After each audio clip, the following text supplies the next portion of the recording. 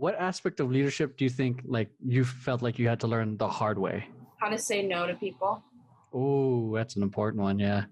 Yeah, we had some we had some stuff going on. Like we had people. I gave a little too much freedom to certain choreographers. Yeah, so I had to kind of rein that in a little bit, and then I feel like I allowed for a time, certain individuals, one in particular, who was incredibly toxic. Oh, I can relate to that. Yeah. And I had multiple people coming up to me like, "Hey, I hate to do this. Like, I love dancing so much, but I have to quit the team." Like, so many people came up to me like that, and I'd be like, "Why?" And they'd be like, "Well, this person, I'll call them Karen."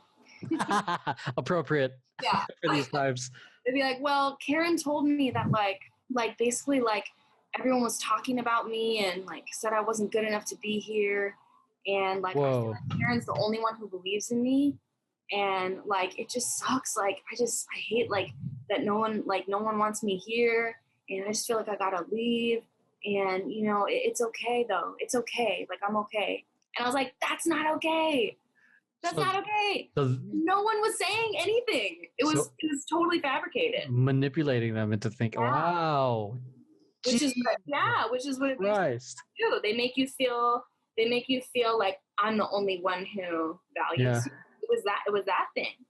And I was just like, "You are amazing. Here's all the things I've heard people say about you when you're not around." And I would just list all the very true things that, are lovely compliments that people would say about these people to get them back dancing with us. How did you handle that, the toxic person? Did you like sit them down, just like not take them in for the next audition? I feel like that would be the best passive aggressive way to go about it. I know. Thankfully, it kind of worked out because they had wrote on their next audition, they had wrote like, "Oh, like might be pretty busy with my major and da-da-da." And so then I was like, "You know what? You guys, she's our friend. We have to respect her. We really want her to do well in school. I think we have to make this hard call. Like, I don't think she can get more." And everyone was like, "Yeah." And I was like, "Yeah." So thank God she wrote that shit down on her paper. Woo. Who knows where we would be. But yeah, I had to learn, like, like building a team is like it's so different than just being a dancer. Like, yeah, like just being a dancer or just going to gigs as an individual. It's like a team is a whole different concept. Like you have to all understand why you're there, especially because like you're not getting paid. Mm-hmm. Like on a school dance team, like typically you're not making money on that. Mm-hmm. So it's like you have to all understand like what you love about dance and why you're there and what your purpose is, and you have to like establish what's okay and not okay. Yeah. So I learned that. Yeah.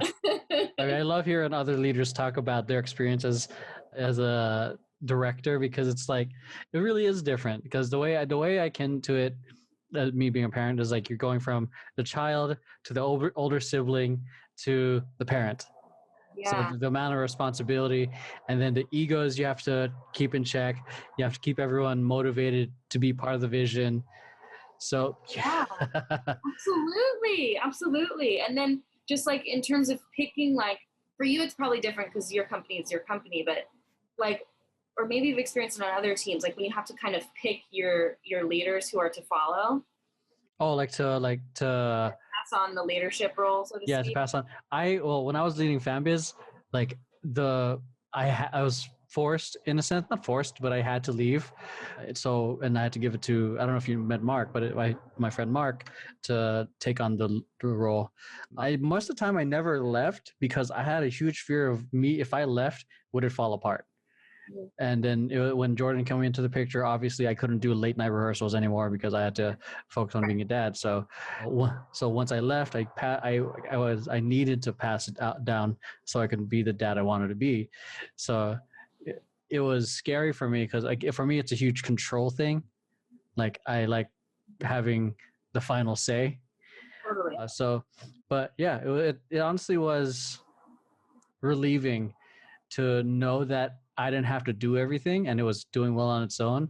The part I didn't like or don't like is that as the leader changes, the vision changes. So the team that I left with is no longer the team that is what it is today. Yeah. So that's something I needed to be okay with, which is, yeah, like it sucks, but I'm glad it's still there. It still captures the same values that I wanted it to have. For me, again, being a control freak, it was just not the way I wanted it because I'm a fucking control freak. So, but yeah, and which is relating to you and how about building a team. I was honestly hesitant in building Temper Tantrum or starting it to begin with because you know how hard it is to go from the ground up. So it's like, for me, it's like, do I want to do it again? But then like everyone like who had done the City Walk performances, they said like they wanted to make it a company. And like for me, I'm like, you could be down, but you could be one of those people that are just talking and then you bounce. So it makes so much sense though, because I remember like I had messaged you in forever, and then I saw like one of your guys' like City Walk things, and I like felt like an energy, you know what I mean, like this like good positive energy from the piece, and I was like, the fuck is this? I messaged you, I was like, me. And you were like, yeah, okay, whatever, yeah. Yeah.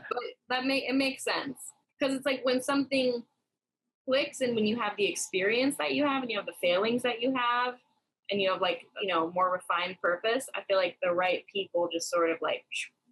Yeah, and I'm grateful for that. And like